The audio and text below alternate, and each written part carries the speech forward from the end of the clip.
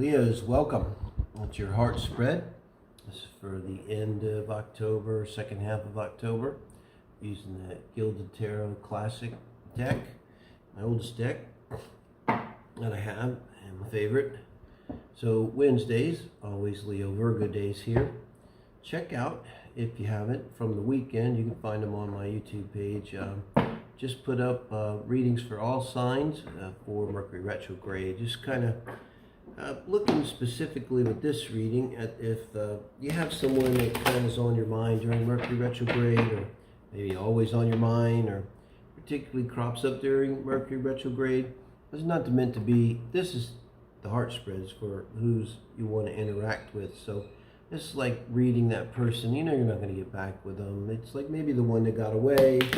I mean, you could be in a happy relationship with your soulmate and still maybe bugs you like about that one person. Maybe you need some kind of closure. I always think that energy, and a love channel here, is going to tell us a lot. What's wrapped up in that? Why'd that person get in our head? It's never about them. That's the secret. It sounds weird to say that. Not really. When you start telling your lovers, no, it's okay, it's not really about you. Like they'd be like, oh God, I hope I didn't. No, you're fine. It's not really about you anyway. Yeah, then you know you're on it. Yeah, so it's really not about them. But this is about them. Who are you thinking of? Who's on your mind? Who's in your heart? You don't necessarily have to be with them. Wow, High Priestess. So this shows where you're at. I like to get a baseline. I got an idea where you're at, like on your own, separate from anybody else. And you're coming in with the High Priestess. So we'd be speaking now to a Leo that's very intuitive, emotional, probably spiritual. You've probably been doing the spiritual work. Probably consider yourself a spiritual person. You probably got your crystals out for the full moon, and this Aries one I'm hoping you did. But man, with some strong energy. I don't know why it's so complicated. I'm an astrologer too. We'll make it real easy. You gotta look at the aspects, but you know, what's the moon? Emotions, unconscious, your I see, where you're vulnerable, your soul. And what's Aries? Just do it. So put those two together. That's kind of what we got. By aspect, house. And so you may know this being the High Priestess, because you could be the tarot reader yourself, or an astrologer yourself, or definitely be someone that's into that. You probably trust your intuition here. This is showing up where you're at, so that's good. I'm in that position of not really trusting it. It's this weird game I'm having to play with myself, and I kind of get it now. It's like spirits, like, you can't fake this one. Can't fake any of the spirit tests. That's the thing. Like, you fool everybody else, you can probably fool yourself, but you can't fool spirit, I found out. You know, so I just have to really believe. But I think this is a person that does believe. That believes in your, if you have an intuition about something, you don't shoot it down with your head, you know, and put it out of its misery. You like understand that that's a gift, and you probably very much go with it if this is your reading. Bottom of the deck, Seven of Pentacles. I read that lightly in the heart spread. Probably some kind of overall energy around reciprocation, one or both of you. It's very common, usually feeling that you didn't get it. Judgment. Now both of you are coming in with major arcana here, and for your person, remember, judgment comes before the world. So this shows where you're at. I like this energy, by the way, but it can also show not only that you're this kind of person, you could be under the influence of a strong Neptune transit. I am. Neptune is very powerful right now in Pisces, and it has been for a while. It's it's in the third decan now. It's just really getting up. Now your person's coming in with judgment. They may be on the verge of some kind of breakthrough, leveling up, crashing the glass ceiling. However it works out, it's just like being called up too. So they could, and it kind of works because you're a spiritual guy, spiritual girl, and here's this person. This could be, comes mind, this could be someone that came to you for help initially.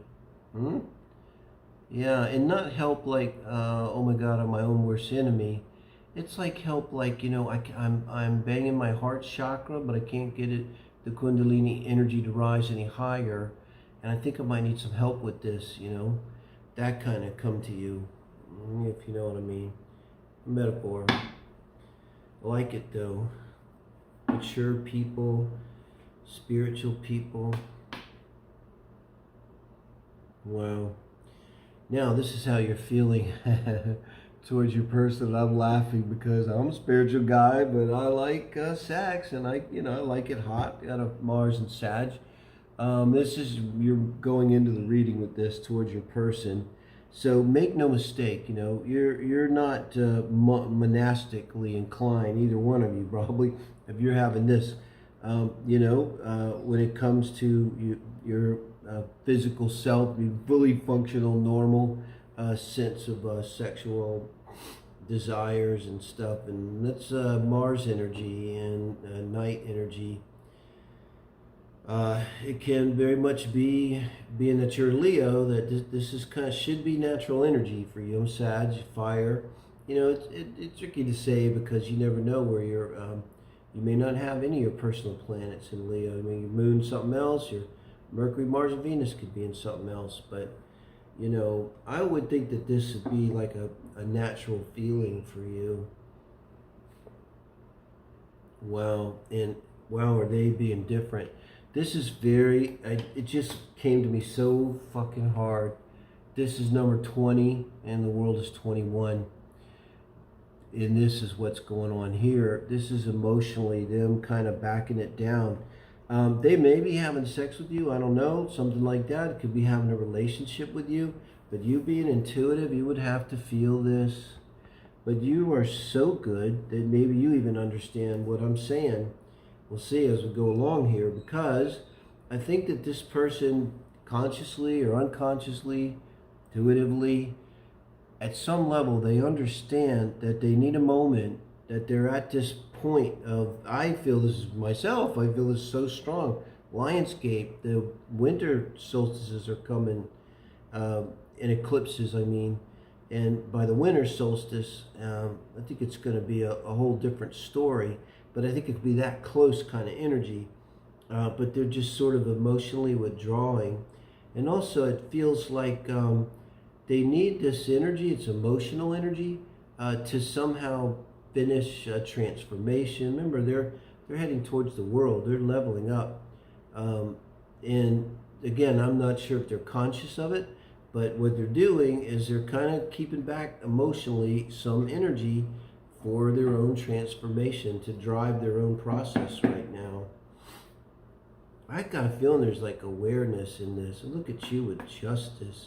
So we got judgment and justice. Now this is in the position of advice from spirit for you in this relationship. I mean, if it wasn't for the fact that it's advice from spirit, it may also be waiting on a marriage. That could be part of what this advice is to you. Really waiting on a divorce, what I mean to say. I mean, it could be what's holding them up, what needs to part, but that would only be part of it. There's something very emotional, very internal with them. I almost get the feel maybe they talk to you about this too. But I get the feeling with this too, and I see they're coming in with judgment, this is you really understanding that there's something karmic going on here. Like karmic going on with you guys and karmic going on with them. And, maybe they did come to you and say, I need this help. Maybe you immediately got it. You're the high priestess. And, maybe you told them, I'm really interested in you, but I think we need to talk in 3 months and not do it right now. I mean, that's respect. Respect for that. If that's the case. That's the high priestess. I'm not even going to talk about it. I know. Here's what I know. We're going to have a shot at it after the first of the year, and we need to do our own things until then. All right? If they roll with that, then good on them. That means they understand there's a connection. Now, their advice is the 8 of Swords. And I don't know if they're cross-watching, but if you want to share it, but maybe you can relate to this and talk to them about it. But, this is all about this. Whatever's going on, it's in their heads. It's something deep. So it's more than like a divorce. That could be part of it too. But it's something they're hanging on to, some thought pattern, something very negative. And I mean, I guess with you being the high priestess, you maybe understand almost energetically, like I don't, you may actually just say this to them, some fashion say it, like, I don't want that energy, like I want you, and you know, I think I might have something with you, and I'd like to get to explore that with you, but I don't want this energy to come with you. You know, I don't want this energy. I don't want 8 of Swords in my house, in my home, in my heart anymore. You know, I dealt with that. And 8 of Swords is exactly the kind of thing they got. It's like, you know, 100 people can stand over and yell at them the truth and tell them what to do and when to do it exactly right. It does no good because they got figured out. Adult chill alcoholics for decades is something you've learned to understand. It's like, just because you know the answer, it really doesn't do other people a lot of good when it comes to these emotional things. Because the whole point is we have to go through the process and learn through relationships, which is why I do Relationship Channel. Relationships matter. 7 of Swords. I'm seeing this purely as strategic thinking. It's coming between Justice and the 8 of Swords. And it's like they're looking back over their shoulder, of course, what the 7 of Swords does. But there's kind of this protective energy too. I really think this is kind of like what I was just saying. This is you being very strategic and really understanding you could call it kind of 8th house stuff that's going on here. It could be stuff with them going on since early childhood, negative thought patterns, self-sabotaging behaviors, projections, and you know, you're just all aware of it with the 7 of Swords. And to me, this may be a weird thing to say, I feel like this could be, I'm a little fuzzy on the twin flames, okay? If there is twin flames, I could see this kind of being that way, and you would definitely be the one that's woke here, and this would be your person that's asleep. And if that is true, if it's a rational paradigm and it exists, and I think this is sort of true with soulmates, but maybe I'm different, it kind of gives you license to dabble in their life a little bit. You're still going to need to tell them, and like normally it's not your business to say to someone, something like, you need time to heal, it's sort of like saying, you're not really good enough for me, I don't want that negative energy, but I might entertain you if you kind of get your shit together and get back to me in the future. But here you are, I think, like either doing that or you're being asked to do that. This is in the position of advice for a relationship as a whole. So, all I would say is, like, I got no problem Sagittarius, Jupiter, no, Sagittarius, we don't need signs. Like, we get right and wrong, we understand it, you know, like, which baffles us, you know, really, seriously, guys, need to write this shit down. It's fucking so obvious what's right and wrong. But, you know, this is you kind of almost deciding what's right and wrong for them. So, and that's a soulmate connection. I think it's okay if the other person's okay. Obviously, it's the kind of thing, can't be like the way it always is. This is someone probably came to you initially, like for help. So maybe kicking in too is like, I can't be sleeping with my clients type of energy. And but on the other hand, you're like, there's something here. And so maybe you understand, like if you detach from it strategically, and really parse it out, that there is a chance that this could turn into something in the future. And let me see. And look, we started out with the issue of reciprocation. And the issue of reciprocation here is that your person can't, they may want to, but like they can't, they're in some kind of position where they need their own energy to deal with their own stuff, and they just can't bring it the way you can energy-wise. Again, that's why there's this delay.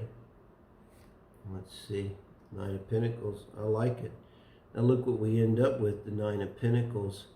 So I think what you end up here with, and it could be what's going on now, is a relationship, which is a boyfriend-girlfriend relationship, boyfriend-boyfriend, girlfriend-girlfriend, whatever relationship, where you're both whole and happy, and you have your own house, your own job, your own, but you spend a night with each other and your boyfriend-girlfriend.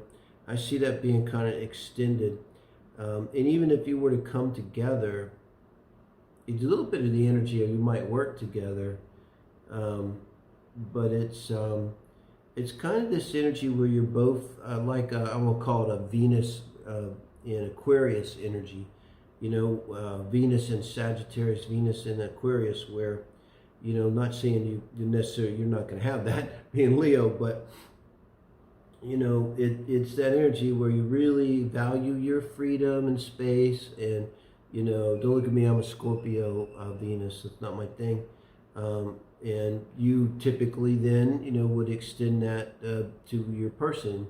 You respect their space and time and independence. So it would end up being that kind of a relationship. And I do see you just basically kind of would be creating this relationship, very much taking control of this, but you're doing it in a divinely inspired way.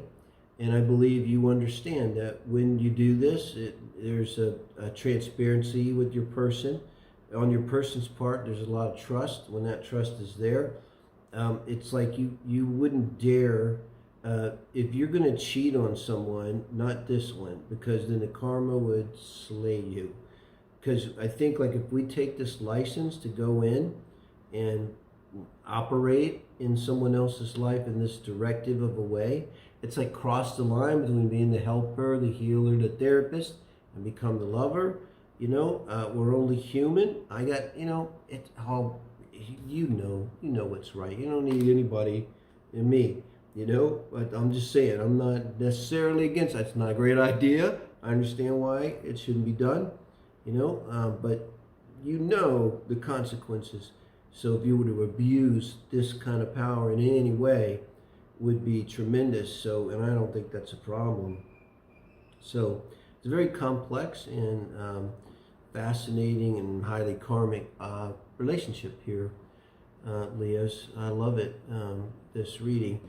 Do comment, appreciate it. If you can add anything, it helps the channel. Like, thumbs up, helps channel also. To subscribe. I really appreciate it. Thank you, guys.